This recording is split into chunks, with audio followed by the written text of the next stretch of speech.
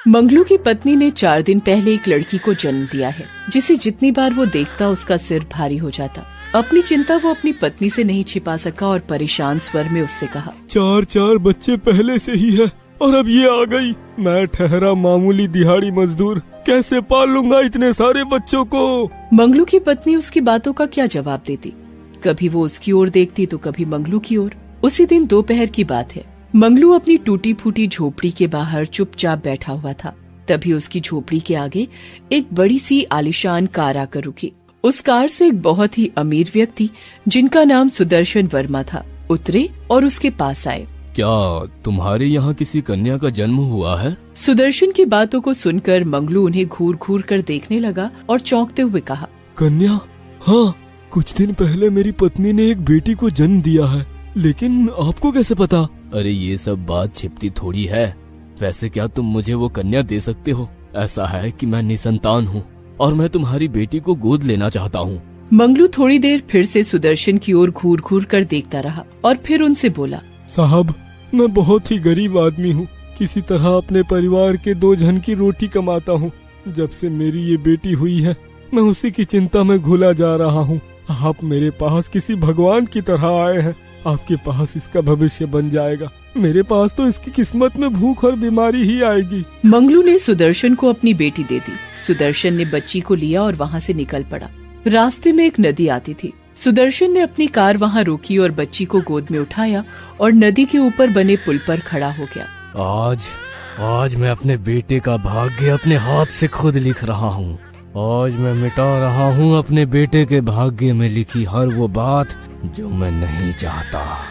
ये कहकर सुदर्शन ने उस छोटी सी बच्ची को पुल के ऊपर से नदी में फेंक दिया। सुदर्शन एक बहुत बड़े ज्योतिषी थे। वो भविष्य देख सकते थे। यही नहीं, किसी की जन्म कुंडली पढ़कर जिसके बारे में जो कह देते वो हो जाता। उनका कहा कभी नहीं बदलता। कुछ दिन पहले की बात है। वो अपने इकलौते बेटे श्याम सुंदर की कुंडली देख रहे थे। ये क्या है? ये कैसे हो सकता है? मेरे इकलौते बेटे का विवाह किसी दिहाड़ी मजदूर की बेटी से होगा? हाँ?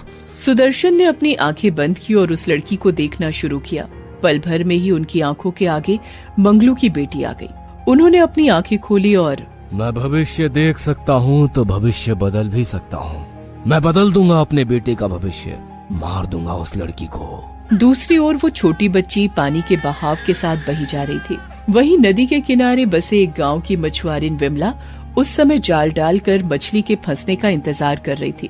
कितनी देर हो गई, आज तो एक भी मछली जाल में नहीं आई। तभी उसकी नजर पानी की लहरों के ऊपर आ रही उस बच्ची पर पड़ी, जो बेचारी लगातार रोई जा रही थी। अरे ये किसकी बच्ची है? किस निर्दयी ने इस बच्ची को पानी में डाल दिया? अरे जब पाल नहीं सकते तो पैदा क्यों करते हैं? विमला ने उस बच्ची को लहरों से निकाला। वो बेचारी बच्ची लगातार रोई जा रही थी। उसने उसे गले से लगा लिया। क्या हो गया? अरे क्या हो गया? क्यों रो रही है? भूख लगी है क्या? मैं हूँ ना, मत रो बेटी, मत रो। विमला के पति का 2 साल पहले देहांत हो गया था। उसका दुनिया में कोई नहीं था। उसने उस बच्ची को गोद ले लिया। विमला ने उसका नाम मीरा रखा।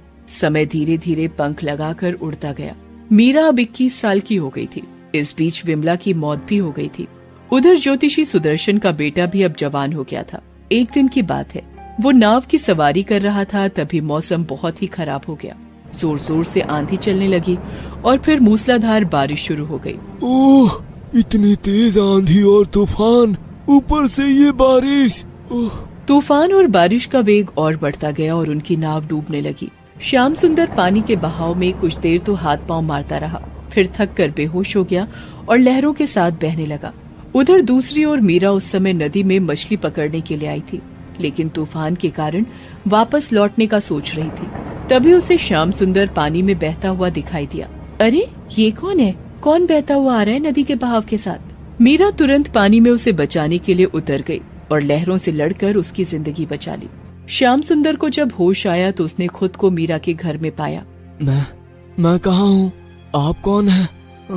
तब मीरा ने श्याम सुंदर को सारी बातें बताई, जिसे सुनकर श्याम सुंदर का दिल मीरा के प्रति प्यार से भर गया और उसने अपने प्यार का इजहार भी उससे कर दिया।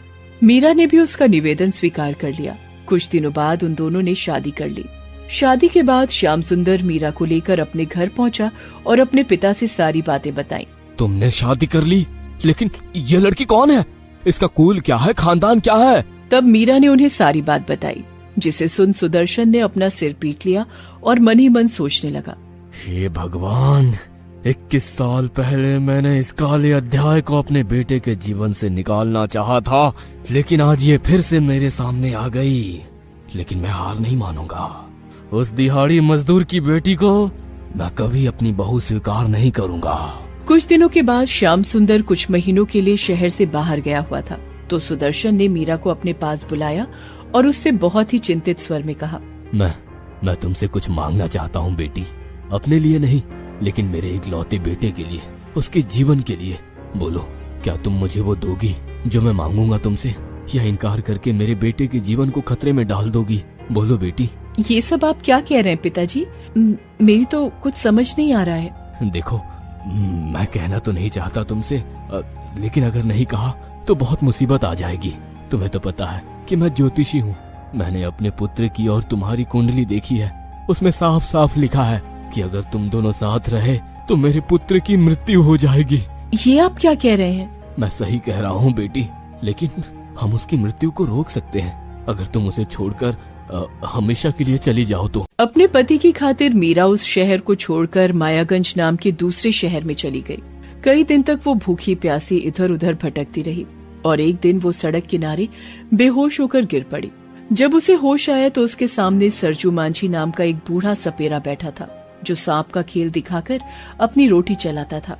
तुम कौन हो बेटी और कहाँ से आई हो? तब मीरा ने उसे सारी बातें बताई। उसकी बात को सुनकर सरजू मांझी ने कहा, बेटी, जो भाग्य में लिखा होता है उसे कौन बदल सकता है? यही तुम्हारे भाग्य में लिखा था तो उसे तुम कैसे बदल सकती हो? वैसे भी तुम्हारा ये फैसला तुम्हारे पति के जीवन के लिए है, इसलिए इसे स्वीकार करो और नई जिंदगी शुरू करो बेटी। मीरा सरजू के साथ रहने लगी। वो उसी के साथ सांप का खेल दिखाती।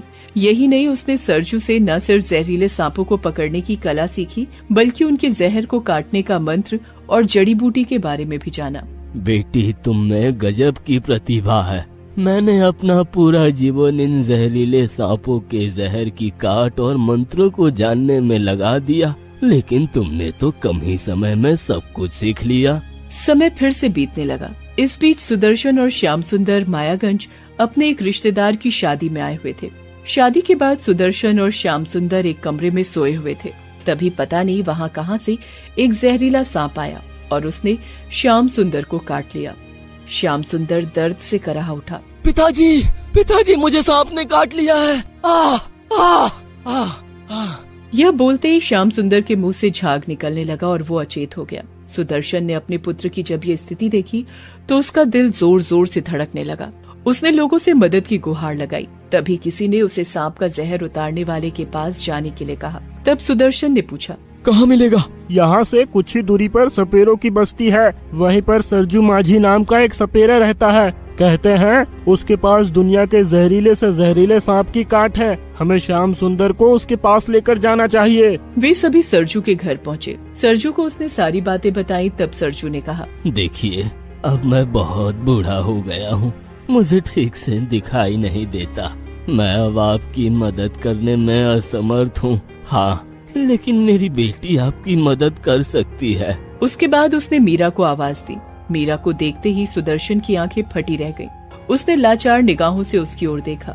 मीरा अपने ससुर को पहचान गई। वो तुरंत जंगल से जड़ी बूटी लेकर आई और उसका लेप श्याम सुंदर को लगाया। उसकी जान बच गई।